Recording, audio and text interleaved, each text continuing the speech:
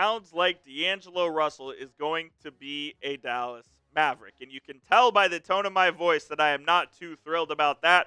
But it sounds like it's happening, so we are going to talk about it here on the channel. Marc Stein reporting that the Mavericks are expected to sign D'Angelo Russell to a 2-year, around $12 million contract to be the starting point guard for the Mavericks in the 25-26 NBA season. It sounds like this one's going to happen quick as well, within the first maybe even hour of free agency, as the Mavericks have been working quickly behind the scenes. And gee, I wonder how they can hammer out a deal, and even though they're not even supposed to be talking to D'Angelo Russell in the first before 5 p.m. Central Time. But hey, I guess, everyone's allowed to tamper nowadays. But when D'Angelo Russell signs, we will have you covered, because we are going live here on the channel later today. Join us at 4 p.m. for live free agency coverage. Every move the Mavericks make, we'll have you covered right here on the channel. It's youtube.com/MavsTV. When D'Angelo Russell signs, you'll know about it right here. We'll be going live. Come and join us, and let's party. D'Angelo Russell last season with the Lakers and the Brooklyn Nets. You see his stats on screen there. Nothing super jumps out on the page. The assist numbers were pretty good. The three-point percentage was not very good. He can score in volume. We all know that. And I do think that the Mavericks' number one option going into free agency was going to be Chris Paul. But by all accounts, he wants to stay on the West Coast, and it looks like he's going to be signing with the Los Angeles Clippers and having a little reunion there in LA. I wish the Mavs would have got CP3 over D'Angelo Russell, but to be honest, at this point, he really is the best option if Chris Paul is off the board.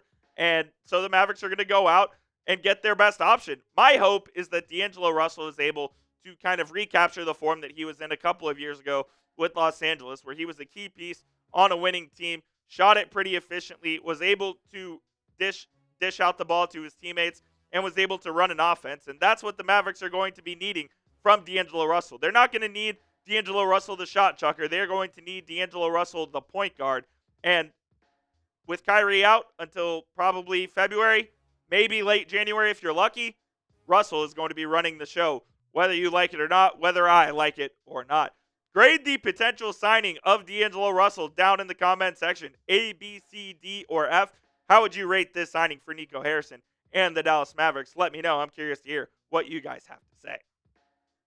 Olivier Maxence-Prosper could be on the trade block for the Dallas Mavericks, and the Mavs are reportedly shopping him so they can keep Dante Exum in the fold. They would have to trade away Omax in order to keep Dante Exum given the roster constraints. I believe there's mutual interest between Exum and the Mavericks on a return, as that's been reported. But as of right now, the roster is kind of squeezing Exum out. So the Mavs would like to trade Prosper, who in 2 seasons with the Mavs really just hasn't got it going in Dallas. He's averaging very little numbers in both the points and the rebounding category. Not shooting it well, just 26% from 3 and less than 40% from the field. And I know these are limited opportunities, but it really just hasn't clicked for Olivier Maxence-Prosper in his 2 seasons with the Mavericks. And when the Mavs drafted both Lively and Omax, I was really thinking that Omax would be the more pro-ready guy than Derek Lively. And it really just hasn't clicked for him. I wish it had, but Omax is someone who is just, he has the NBA body. He has the ability. He's ready to be, it looks like he's ready to be able to play in the NBA right now, but he really hasn't figured out a place in this rotation for this Mavericks team. And the Mavs are a team that's trying to win right now. And if the Mavs could send Omax to a different team who could find a way for it to click, then maybe it would, because I just don't know if it's going to happen here, given the Mavericks are in this current situation. And if you're choosing between Prosper or Dante Exum, the choice is easy. I'm going with Dante Exum any day of the week. He's someone that is a point of attack defender. He shot very well from 3-point range, 49% 2 years ago, 43.5% last year. Exum also can push the pace as a guard on offense. He can get the Mavericks in transition on the fast break pretty quickly. I think Exum is a very valuable piece, and I know that he's injured more often than not, and you would like to see a little more health from him, but I think the Mavericks retaining Dante Exum is more important than keeping Olivier Maxence-Prosper, who just really hasn't had it click for him in his 2 seasons in Dallas. If this is the maneuver the Mavericks end up making, I would very much like that from Nico Harrison and the boys over in the Mavericks front office. You just got to have all of the ball handling help you can possibly have. Omax wouldn't have been in the rotation this season. So get people who can help you win now, because as we know, the Mavericks are in win now mode. Why are the Mavericks in win now mode?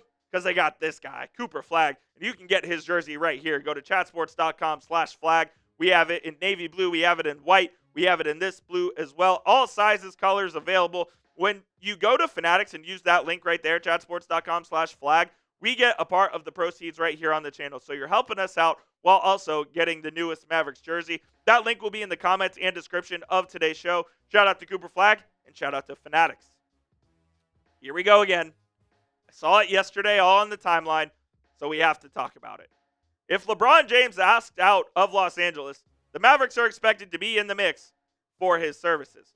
Jovan Buha, formerly of The Athletic, said there has been some buzz in general NBA ether over the last 2 weeks with LeBron and Dallas. LeBron did opt into his $52.6 million player option next season, and executives and people around the league were wondering if this was a precursor to a potential trade request, because LeBron is not happy with the direction the Lakers are going in, and I don't think the Lakers are too particularly thrilled with LeBron opting into his deal when they were going to, their plan was to have him opt out and give him a little less money so they could have some more flexibility. And it doesn't seem like it's a marriage made in heaven anymore after 8 seasons with the Lakers. And as far as the Mavericks go, we do this every time LeBron rumors surface. We know that the Mavericks met with LeBron in 2014 before he went back to Cleveland. We know that the Mavericks have been mentioned with LeBron multiple times last season, the season before. It's always, if LeBron were to leave the Lakers, it would be for the Mavericks. I'll just believe it when I see it at this point. But the Mavs do have some pretty significant LeBron James ties on their roster. Obviously, Kyrie Irving, who he won a championship with in Cleveland with the Cavaliers. Anthony Davis, who he played with on the Lakers, won the championship. Nico Harrison was an executive at Nike, and LeBron is Mr. Nike, so those guys have a relationship dating back 20-plus years. And Jason Kidd was an assistant on that Lakers championship squad. So the Mavericks certainly do have LeBron ties, and if LeBron were to ask out of Los Angeles, the Mavs, I think, would be near the top of the list, but I don't think LeBron is going anywhere this season. The Mavs wouldn't trade $52.6 million worth of salary back to LA in order to get LeBron. I don't think it's even feasible for the Mavs to do so, but next season, it could be a possibility if LeBron becomes a free agent and wants to come to Dallas. I could see them trying to work something out. Look, LeBron is still playing at an incredibly high level at the age of 40. Last season, 24.4 points, almost 8 boards, over 8 assists, over 50% from the field. He's still one of the best 15, 20 players in the league. And while I don't think it happens this year, a final year in Dallas with the Mavericks, with Kyrie, with Anthony Davis, Kidd, Nico Harrison, Cooper Flagg, don't rule it out. I definitely could see it as a possibility. I know we've talked about it, again, a bunch of times over the last couple of years, but there are a lot of cooks in the kitchen, so to speak. There are a lot of ties with LeBron and the Mavericks. If he wants to leave Los Angeles next season, be on the lookout for Nico Harrison and the Mavs to potentially bring in a 41-year-old LeBron James. Let me know, will LeBron James ever suit up for the Dallas Mavericks? If you think he will, type Y for yes. If you do not, type N for no. Look, man, I really do think that if he were to change teams once again, if he doesn't retire, the Mavericks would be a legit possibility. But I just don't see him ever suiting up here in the blue and white for the Mavericks. And at the end of the day, I really think this is just LeBron putting pressure on Rob Pelinka and the Lakers front office to try to put the pieces around both him and Luka to win a championship next season.